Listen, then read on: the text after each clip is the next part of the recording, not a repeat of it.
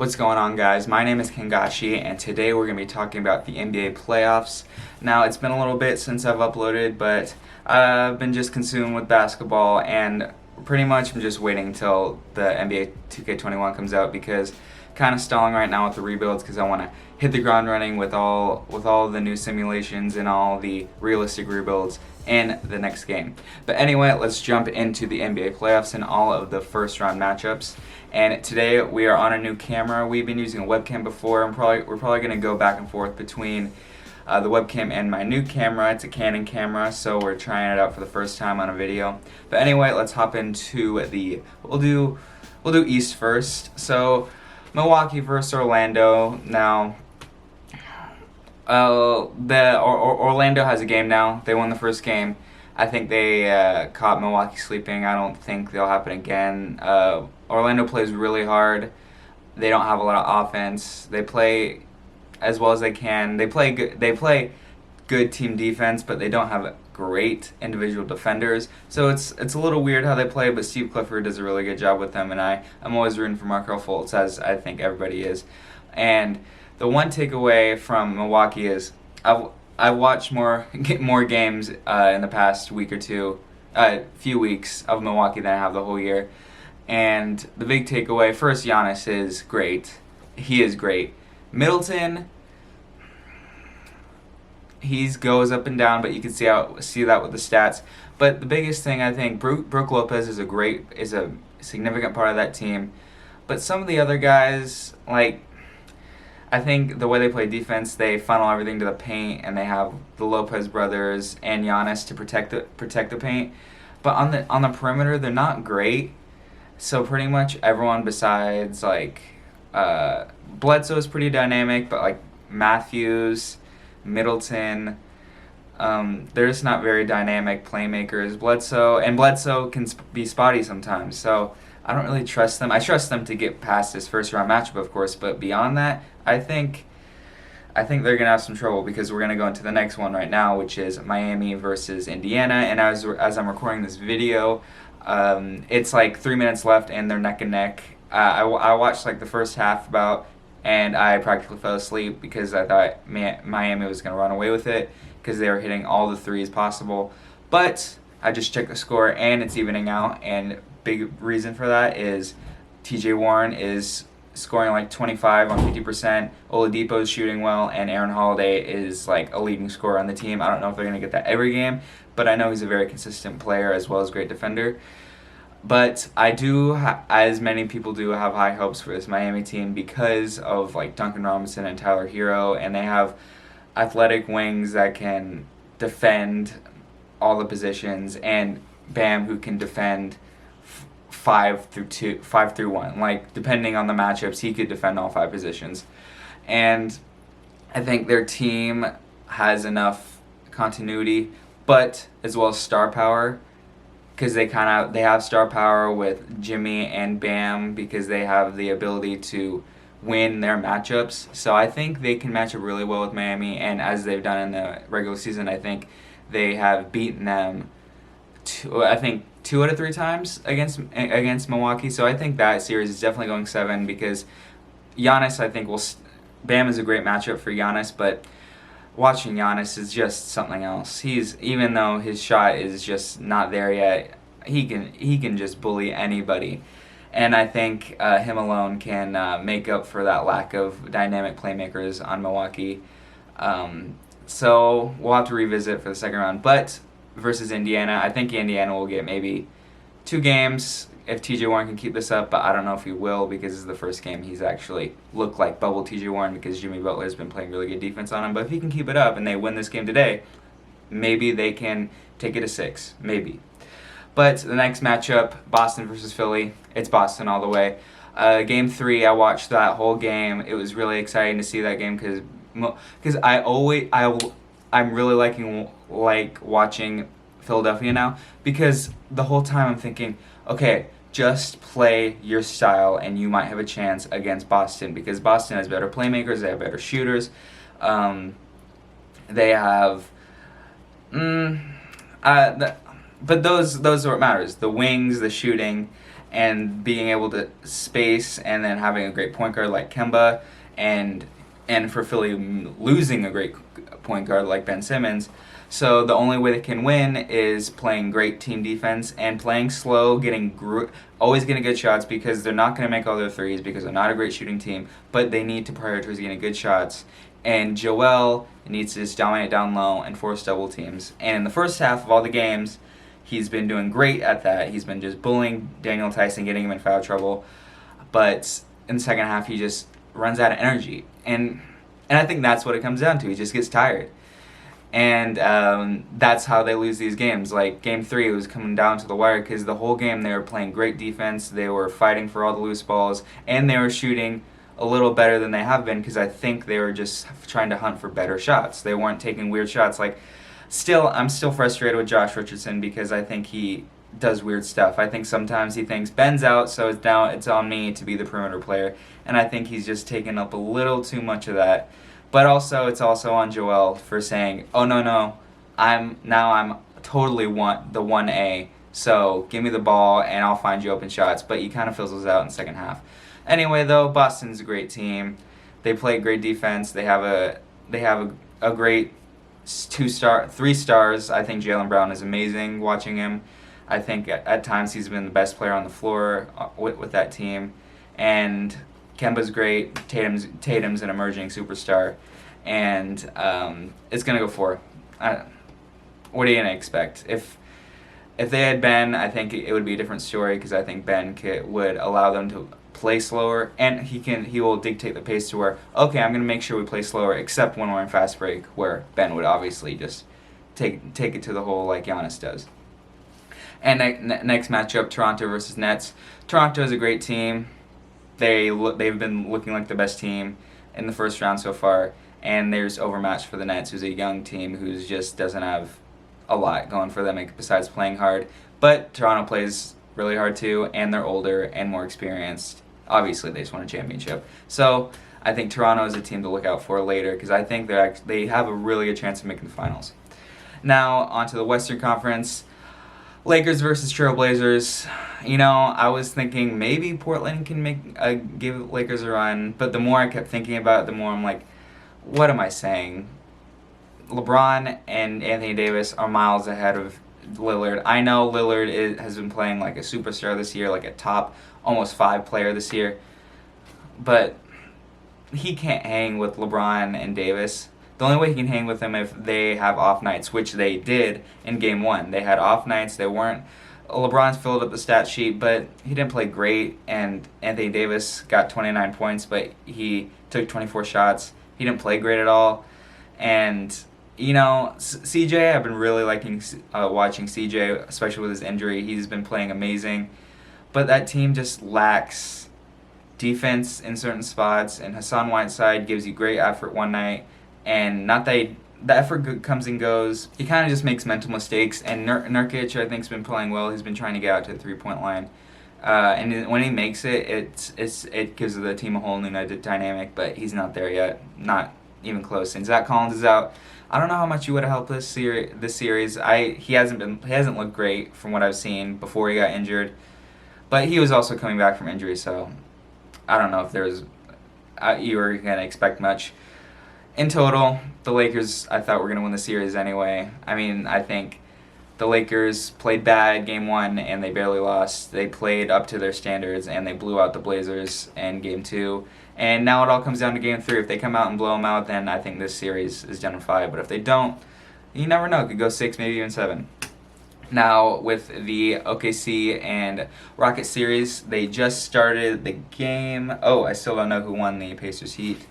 But I definitely thought OKC had a really good chance of winning this series. I thought if Russ was going to be out for more than 2 games and maybe OKC got it to 2-1, I think they had a great chance of winning.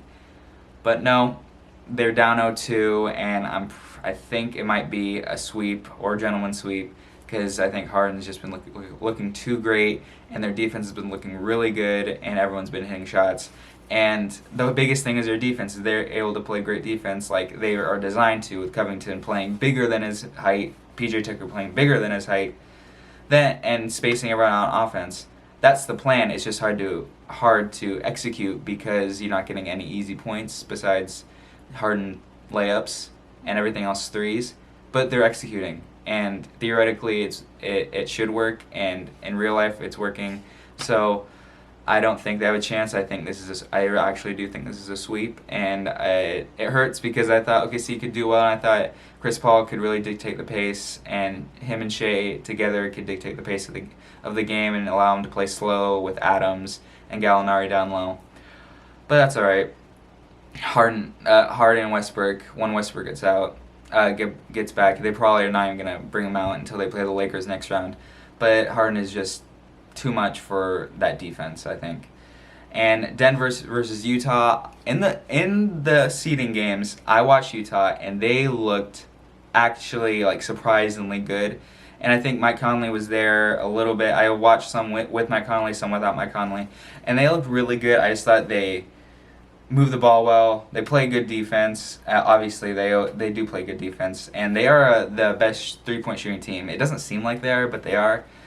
And I just thought they look good. They move fluidly, and Rudy Gobert has been playing great. He always plays great defense, but I thought his offense was looking really good.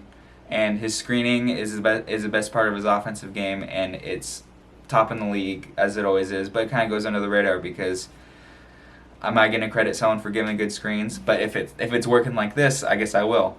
But the Nuggets have not looked great. They got blown out in Game 3. Game 1, that was the 50-point game by Donovan, but also the 40-point game by Jamal. It made me become a big fan of Jamal Murray. Him, from these games, my fandom of certain players has gone up. Devin Booker, big fan now. Jamal Murray, big fan now. But they came out in the next 2 games and laid an egg. Second game, I think Jazz just played really well, but third game was that the one they got blown out in. They just didn't bring it. And Jokic, he's just been okay, and he needs to be great. And Donovan he tried to score all the points, and they lost game 1, and now he's distributing more and playing better defense, and it's been working. Because now the Jazz could not miss from 3. It was insane. They couldn't miss, and Denver couldn't buy a basket. But seeing it now, just the way they play, not the outcome, but the way they were playing, and with Mike Conley coming back after his child was born, and him having the best game of his playoff career, I think Utah can win in 6 now. I thought it was going to be a Denver in 6, but I think it's a Utah in 6 now, because if Gobert can score 20 points on 90% shooting again, I don't know. It exposes Jokic on the defensive side, which was always a concern, but Gobert might be exposed because Jokic can bring him out to the 3-point line. He won't be able to be around the rim. But if they can keep feeding Gobert, and he can be putting up crazy numbers like he does. 20 points for him is amazing because his defense already outweighs his offense by so much. But if he can get that kind of production on his offense, he becomes probably the best center in the league. He actually does. But that also relies on the Jazz moving the ball. But I think I might be changing my initial prediction from Denver in 6 to Utah in 6. Now, LA versus Dallas. Obviously, this is the game I have the most. I am watching the most closely. I have the most writing on. I am the most invested in. And it's funny because I actually probably watched the least of this series because I try to watch it, and so many years of being burned as a Clippers fan with Blake and Chris Paul, just against Memphis going up 2-0, losing 4 straight, about to go up 2-1, about to go 3-2 against OKC. We're up by 4, and then Chris Paul just tries to draw foul, loses the ball, and then I think Westbrook gets an and 1-3, and then we lose the game. Then beating the Warriors before they became the Warriors, and then going up 3-1 against Rockets and losing, and then after that, more Blake injuries, more Chris injuries, and just losing in the first round. It was heartbreaking, and it's hard to watch because I know Kawhi is a much better player than Chris Paul and Blake Griffin, and I And I know that, and he's been proving that. He's scored like 35 points in every game. Amazing efficiency, playing good. I mean, he's the best defender in the league in my opinion. But he is taking it a little slow. Morris is taking most of the responsibility on Doncic, and Doncic has looked amazing. Kristaps has looked amazing. Now we'll dive into it. The first game, I'm not gonna sit here and say I think it could have gone either way because it's not like Dallas was blowing them out. They were definitely in the driver's seat because they were up. They had more momentum, and then Kristaps got ejected. Yeah, one of those technicals probably was a technical, but another one, I don't know. So he probably should have only ended the game with one technical at that point. But from there on, it's a 1-1 series because game 2, they came out straight out won. Game 3, Luka got injured, but Clippers were in the driver's seat the whole time. When they got injured, they were up by like 15, and then he came back. He couldn't really do anything. He went back out, and then Dallas kind of went on a run with like Seth Curry and Tim Hardaway. So they got even closer when Doncic was out, and I think that was just a coincidence. It wouldn't happen again, and I don't think Doncic would have had that much impact on that game alone. Now, we could argue the same thing for one. Maybe Kristaps being in, that could have just propelled them just like Doncic could have propelled them.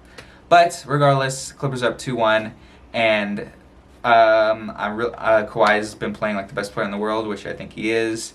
Shamit was inserted in the starting lineup, and he is stopped. Like, he's still taking bad shots, but I think he's a little more comfortable now because he's like, okay, I'm a starter now, so he's gonna shoot, and he made threes. And if he's making threes, his lack of defense doesn't matter because he always gives great effort, but his talent on the defensive end is just low, so he just has to try hard. And if he's making shots, it's all good because he doesn't make mistakes mentally, but he can only do so much. Reggie Jackson, so annoying because he can't defend anything and he makes bad decisions offensively. He is making threes, so that's a good part. But I think sometimes he thinks sometimes he thinks his role is a little bigger than it actually is.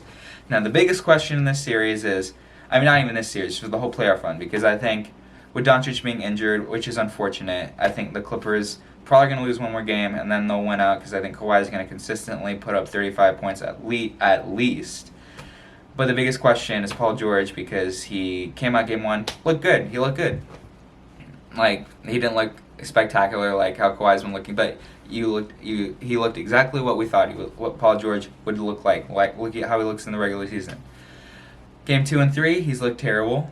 Now, game 2, I thought he played great defense. He did a lot of other little things. He just couldn't shoot the ball. I thought game 3, his defense was not the best. I thought, like, he's always a person, like, if he's not shooting well, okay, let's lock down on defense then. I thought game 2, he did a better job of it, even though we lost. But yeah, I thought game 3, his defense didn't look great. I didn't think his defense looked great, and his offense obviously wasn't great. And the biggest problem with him is, like, if Kawhi's missing shots, then he goes to the rim, gets easy buckets. Paul George, his frame is a little slighter, so I think it's probably harder for him to do that, to create easier scoring opportunities. But also that's a reflection on the Clippers because they do lack a great playmaker. Kawhi has actually been a really good playmaker, but he's not. I mean, there's advantages and disadvantages to every player. LeBron's obviously a much better passer than Kawhi, and that's just how it is, and he's able to get more people easier shots. And Paul George needs some easier shots. And I know corner 3 is an easy shot, and he had plenty of corner 3s last night that he missed. But he needs to get to the line and get his rhythm on the free throw line, get his rhythm by layups, by like little short shots by the rim.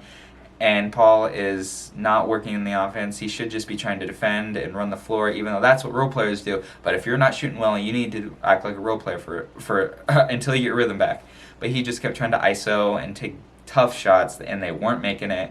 And he got easy spot-up shots, and he wasn't making it. So he needs to think about it and go get some better shots. And Kawhi and Doc need to think about how to get him better shots to get him into rhythm. But I think they will. I think it definitely helps because Paul George now has Kawhi, who's obviously better than him. Last year, Westbrook was better than him, but it's not like Westbrook's that much better. Kawhi is obviously...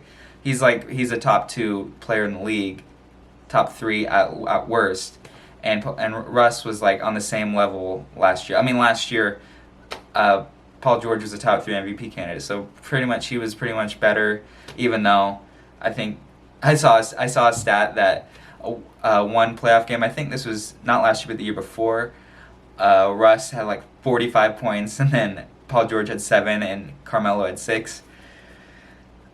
Okay, yeah, I was mad at Paul George during these games, but thinking about it more, he just needs to get into a rhythm. He needs to focus more on defense, and I think he will because I think Kawhi is a great leader to get him into a better headspace. Anyway, that will be the predictions for the first round. Predictions slash total breakdown of the Clippers series, and not even the Clippers Mavs series, but the dynamic between Paul George and the Clippers. Anyway, it's my team. What do you expect? But anyway, that'll be it for this video. We're gonna do this every round, and 2K21's coming out. I'm super excited, and I'll see you then.